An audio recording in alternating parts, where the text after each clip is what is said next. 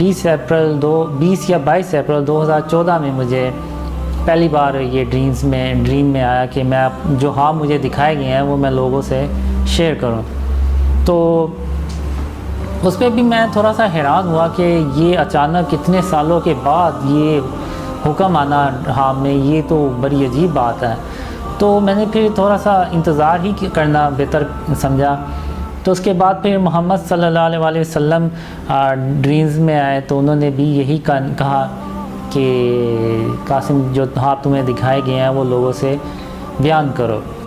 دسمبر 2014 میں مجھے ایک ہی خواب میں 2 بار محمد صلی اللہ علیہ وسلم نے فرمایا کہ جو خواب مجھے دکھائے گئے ہیں میں ان کو لوگوں سے بیان کروں، اسلام کو اور پاکستان کو بچانے کے لیے.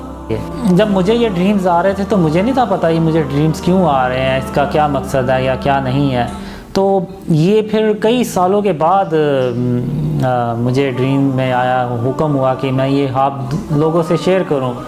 تو مجھے نہیں تھا پتہ اس وقت، یہ میرے لیے بھی ایک شوکنگ چیز تھی کہ یہ کیسے ہو سکتا ہے کہ ان ڈریم سے تو شاید میرے اپنے گھر والے یقین نہ کریں، تو یہ لوگ کیسے یقین کریں گے. اور مجھے محمد صلی اللہ علیہ وسلم نے خواب میں کہا کہ میں اپنے خواب دوسروں سے شیئر کروں. تو اب مجھے یہ بتائیں کہ اگر آپ کو محمد صلی اللہ علیہ وسلم خواب میں آ کے کوئی حکم دیں کہ یہ آپ کام کریں تو کیا آپ ان کو انکار کر دیں گے؟ تو کوئی بھی ایسا مسلمان نہیں ہے کہ جو محمد صلی اللہ علیہ وسلم کے آگے انکار کرے. وہ تو سارے مسلمان جو ہیں وہ محمد صلی اللہ علیہ وسلم کے لیے اپنی جان، اپنا مال، اپنا سب کچھ قربان کرنے کے لیے تیار ہو جائے گا. تو اسی طرح میں بھی تھا کہ جب محمد صلی اللہ علیہ وسلم نے حکم دیا تو پھر میں نے کہا کہ آپ کے لیے تو جان بھی حاضر ہے. تو یہ تو پھر ڈریمز ہیں اور بیڈ کمنٹس آتے ہیں، مجھے بھی تھوڑا سا ہرٹ ہوتا ہوں، میں برا لگتا ہے مجھے. خواب تو شیطان کی طرف سے بھی ہوتے ہیں، ہمیں کیا پتہ کہ آپ کے خواب اللہ کی طرف سے ہیں؟ اس میں یہ کہ آپ ان باتوں سے اندازہ لگا سکتے ہیں کہ یہ خواب اللہ کی طرف سے ہیں اور یہ شیطان کی طرف سے نہیں ہے.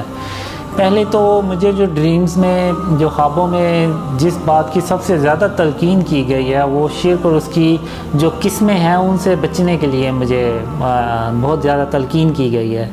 تو اب شیطان تو کسی کو خواب میں جا کے نہیں کہہ سکتا کہ تم شرک نہ کرو اور اللہ کی وحدانیت کو مانو.